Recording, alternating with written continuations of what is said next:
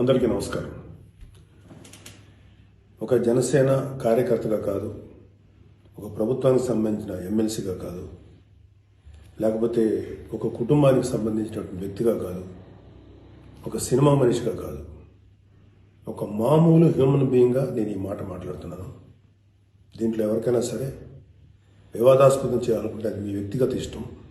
కానీ ఒక విషయం మాత్రం మీతో స్పష్టంగా చెప్పాలనుకుంటుంది ఏంటంటే, ఈ మధ్యకాలంలో ఆడపిల్లల వస్త్రధారణ మీద చాలామంది కామెంట్స్ చేస్తున్నారు. ఓపెన్గా మాట్లాడాలంటే ఈ మధ్యకాలంలో శివాజీ మాట్లాడాడు. Shivaji is not my target. ఒకవేళ అతను ఎవరన్నా సరే శివాజీ నా టార్గెట్ అనుకుంటే అది మీ ఇష్టం. కానీ ఒక టైప్ ఆఫ్ మన సమాజంలో ఒక రకమైన రుగ్మత వెళుతుంది. అదేంటంటే moral policing. It's called moral policing. ఎంత మిత్తులో బతుకుతున్నారంటే సామాన్య జనం చాలామంది ఈ మేల్ చావనిస్టిక్ సొసైటీ, మగ అహంకారంతో ఉన్నటువంటి మన సమాజం, ఆడపిల్ల ఎలా ఉండాలి, ఆడపిల్ల వస్త్రధారణ ఎలా ఉండాలి, ఆడపిల్లలు ఎలా మాట్లాడాలి, ఆడపిల్లలు ఏం మాట్లాడాలి, ఏమి మాట్లాడకూడదు, దీని మీద ప్రతి ఒక్కడు, అతను పండితుడు కానించి పామరుడు దాకా ప్రతి ఒక్కడు ఆడపిల్ల ఎలా ఉండాలో మాట్లాడతారు. ఫస్ట్ పాయింట్, దీన్ని మోరల్ పోలీసింగ్ అంటారు. ఇది ఎగెనెస్ట్ కాన్స్టిట్యూషన్. ఒక ఆడపిల్ల ఇలాంటి వస్త్రధారణ చేసుకోకూడదు, ఒక ఆడపిల్ల ఇలాంటి వస్త్రధారణ చేసుకోవాలి అని చెప్పడానికి మీకేం హక్కు ఉంది? ఏ రైట్ ఉంది మీకు? అంటే మగవాడు కాబట్టి ఎవరి గురించి అని ఏదైనా స్వేచ్ఛగా మాట్లాడతారా? దురదృష్టం ఏంటంటే ఇలా మాట్లాడే మగవాళ్ళకు కూడా ఆడవాళ్ళ నుంచి ఒక రకమైన మద్దతు లభిస్తుంది. మనస్ఫూర్తిగా చెప్తున్నాను, ఖచ్చితంగా వాళ్ళ మనసు నుంచి వచ్చింది కాదు.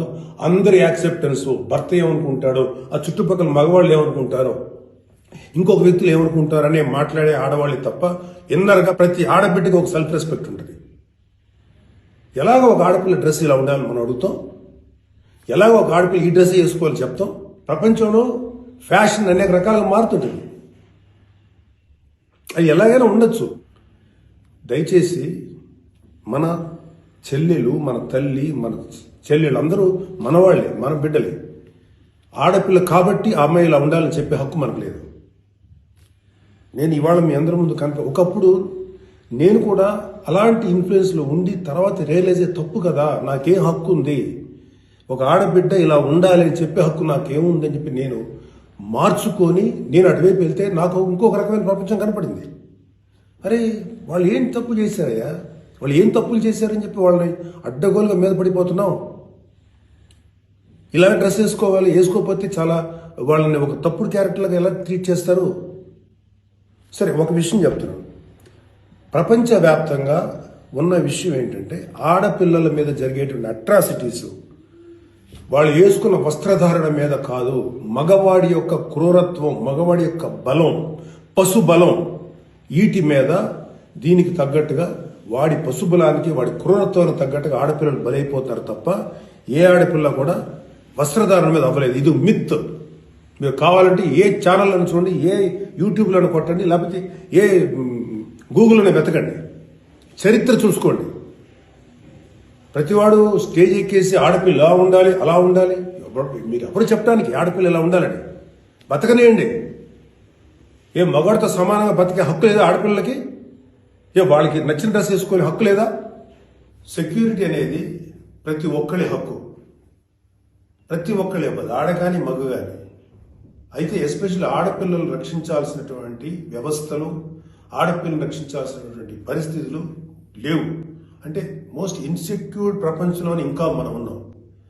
నా యొక్క కన్సర్న్ ఏంటంటే మీరు ఎలాగైనా ఉండండమ్మా, ఎంత స్వేచ్ఛగానే ఉండండి, ఎలాంటి వస్త్రధారణను చేసుకోండి. కానీ మీరు అది సెలబ్రిటీ అవనండి, సినిమా యాక్ట్రెస్ అవనండి, పాలిటిక్స్లో ఉన్నటువంటి ఫీమేల్ అవనండి, చిన్నపిల్లలు అవనండి, పెద్దవాళ్ళు అవనండి, మీరు బయటికి వెళ్ళేటప్పుడు, మీరు వెళ్లాల్సినప్పుడు ప్రాపర్ రక్షణ వ్యవస్థను ఏర్పాటు చేసుకోండి. వ్యక్తిగతంగా మిమ్మల్ని మీరు రక్షించుకునేటువంటి వ్యవస్థను ఏర్పాటు చేసుకోండి. మీరు అవసరమైతే ఒక ఆత్మరక్షణ సంబంధించినటువంటి విద్యలను నేర్చుకోండి, లేదా ప్రాపర్ ప్రొటెక్షన్ అంటే ఒక సెక్యూరిటీ పెట్టుకుని ముందుకెళ్ళండి. మన దురదృష్టం, మన కర్మ ఏంటంటే ఇంకా మేల్ చావనిస్టిక్ పిగ్స్ ఉన్నటువంటి మన సమాజం ఇది. దుర్మార్గులైనటువంటి మగ జాతి ఉన్నటువంటి సమాజం ఉంది. ఎలా పడితే అలాగ అవకాశం దొరికితే చిన్న పెద్ద తేడా లేకుండా పశువుల్లో ప్రవర్తించేటువంటి మనస్తత్వం చాలా మంది మగవాళ్ళలో ఉంది. పబ్లిక్లో ఒకేసారి గుంపుగా చేసేటువంటి అకృత్యానికి మేము దొరకమనేటువంటి మనస్తత్వం ఉన్నారు. మీరు ఎలా ఉండాలో అలా ఉండండి, మీకు ఎలా కావాలో అలాగే ఉండండి, ఎలాంటి డ్రెస్ వేసుకోవాలో అలాగే వేసుకోండి, తప్పలేదు. చెడ్డ పనులు చేయకండి, యాంటీ సోషల్ ఎలిమెంట్స్గా బారకండి, క్రైమ్ చేయకండి, ఇది చెప్పండి మీరు. అంతేగాని ఇలాంటి డ్రెస్ వేసుకోవద్దు, ఇలా ఉండద్దు, ఎలా హక్కు ఉందండి మనకి? మగవాళ్ళకి ఏ హక్కు ఉందండి? మహా చెప్పాలనుకుంటే అమ్మ మీ మీద ఎవరన్నా అటాక్ చేస్తే తిరిగి కొట్టగలిగేటువంటి శక్తిని సంపాదించుకోండి, డిఫెన్స్ నేర్చుకోండి. ఇది ఒళ్ళంతా బట్టలు కప్పుకున్న ఆడబిడ్డలకి ఇదే వర్తిస్తుంది. ఒక స్టైల్గానో లేకపోతే ఒక మోడర్న్గా ఆడుకున్న డ్రెస్ వేసుకున్న ఆడపిల్లలకి ఇదే వర్తిస్తుంది.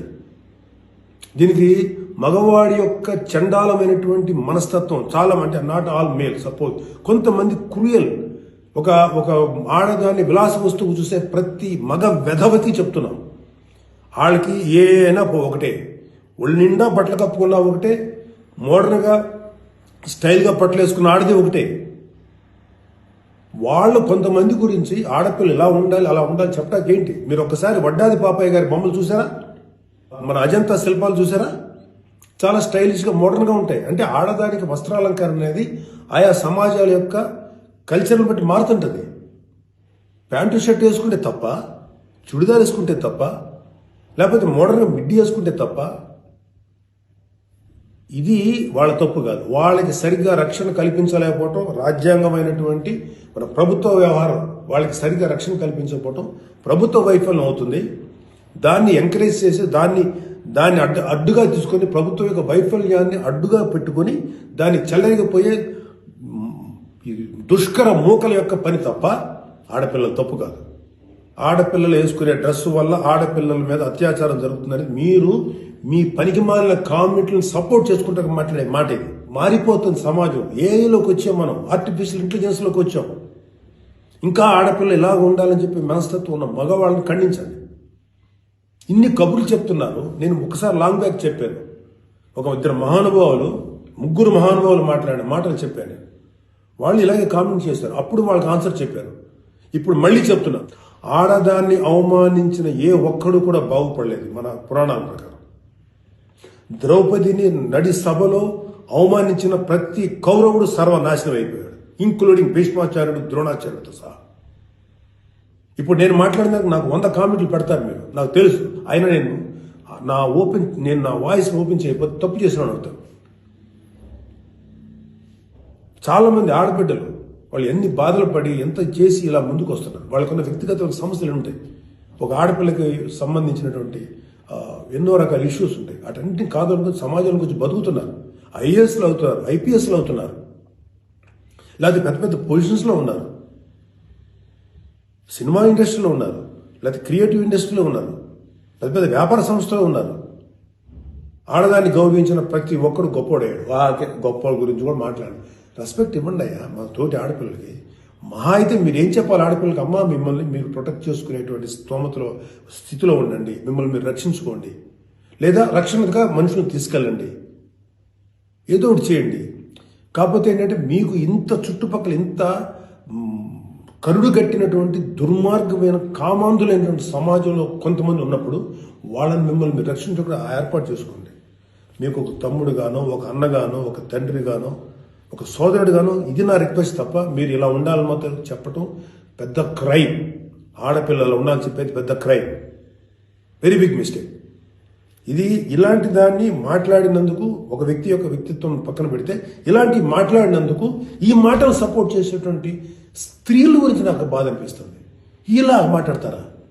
మీ తోటి ఆడపిల్లను ఒకడెవడో అంటే వాడికి సపోర్ట్ చేస్తారా మీరు?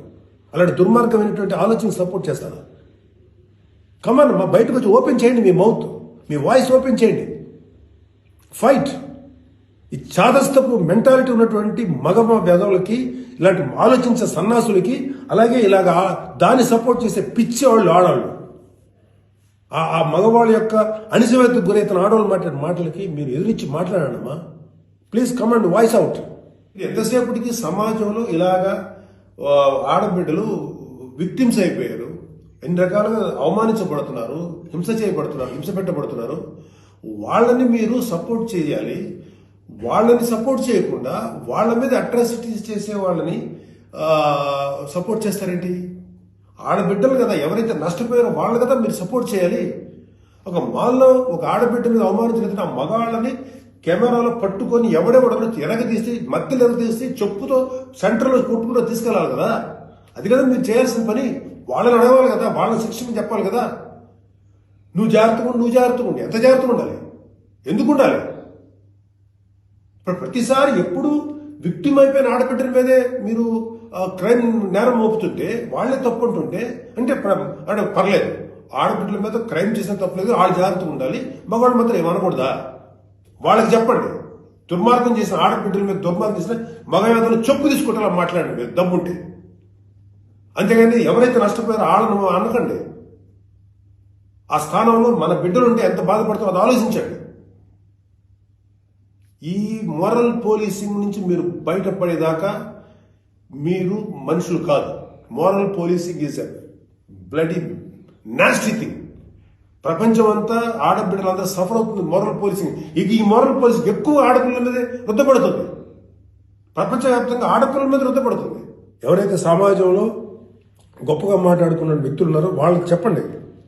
వాళ్ళందరూ వచ్చి మాట్లాడాల్సిన అవసరం ఉంది. ఎంతకాలం ఆడపిల్లల మీద ఈ అణిచివేత మీరు అవలంబిస్తారు? ఎంతకాలం వాళ్ళు అణిచివేస్తారు? అలా అని చెప్పి సాంప్రదాయాలు వదలమని చెప్పలా. మీరు సాంప్రదాయాలు ఫాలో అవ్వండి, రిచువల్స్ ఫాలో అవ్వండి, మీ గౌరవనీయమైన మీ మతాల్ని ఫాలో అవ్వండి. కానీ స్వేచ్ఛ, డ్రెస్ అనేది ఒక వ్యక్తిగత స్వేచ్ఛ. ఒక ఆడపిల్ల ఎలా కనపడాలి, అందంగా కనపడాలి అనుకోవటం తప్పులేదు. అది అమ్మాయి యొక్క వ్యక్తిగత విషయం. అమ్మాయి మితిమీరి ప్రవర్తిస్తే లా అండ్ ఆర్డర్ ఉంది, లా అండ్ ఆర్డర్ చూసుకుంటుంది. అలాంటి ఆడపిల్లలకి రక్షణ కల్పించడంలో విఫలమైనటువంటి రక్షణ వ్యవస్థ ఏమో తప్పు అవుతుందేమో, కానీ ఆడపిల్లలు తప్పు కాదు. ఆడబిడ్డలకి నాలాంటి వాళ్ళు కొంతమంది ఉన్నాం, ఇంకా చాలా మంది ఉన్నాం. అదే చెప్తున్నాడు, మీకోసం మేము ముందుకు వస్తాం, మాట్లాడతాం. యాక్చువల్గా నాకు ఎవరు మాట్లాడతారు ఏదో, నేను మాట్లాడాల్సిన టైం ఇది. This is my responsibility towards women. ప్రతి తల్లి, ప్రతి బిడ్డ ఆడది లేకపోతే మగాడు లేడు కదా. ఎలాగ మనం ఒక ఆడపిల్లను అవమానిస్తాం? ఒక ఆడపిల్లను అవమానించినప్పుడు నా తల్లి గుర్తురాదా, నా చెల్లి గుర్తుకురాదా, నా బిడ్డ గుర్తుకురారా? ఇదే చెప్తున్నాను. ఇలాగ ఎవడైతే సమాజంలో ఆడపిల్లలు ఇలా ఉండాలని చెప్పారో వాళ్ళకి చెప్పు తీసుకొట్టేలాగా మీరు సమాధానం చెప్పకపోతే, ఇప్పటికైనా మీరు వాయిస్ అవుట్ చేయకపోతే మిమ్మల్ని మీరే నష్టపరుచున్నట్టమ్మా. ఇవాళ నేను వచ్చి మాట్లాడుతున్నా కదా, ఒక మీ తోటి తండ్రి అనుకోండి, తమ్ముడు అనుకోండి, అన్న అనుకోండి, ఏదో అనుకున్నాను మాట్లాడుతున్నా. మీరు ఇప్పటికైనా మీరు బయటకు వచ్చి మాట్లాడండి. ఖచ్చితంగా ఇవాళ నాకు I have to appreciate women commission. వాళ్ళు ఫైట్ చేస్తారు, అడుగుతున్నారు. అలాగే కొంతమంది ఆడపిల్లలు అడుగుతున్నారు. అడిగే వాళ్ళని తప్పంటారండి, నాన్ సెన్స్. ఫైట్ చేయండి అమ్మా. మాలాంటి వాళ్ళు మీకు ఎప్పుడు సపోర్టే ఉంటాం. Please fight against this inhumanity. ఈ దమనకాండకు వాళ్ళకి దుర్మార్గం ఆలోచనకు మీరు ఫైట్ చేయండి అమ్మా. But come out, voice out please తల్లి. నమస్కారం.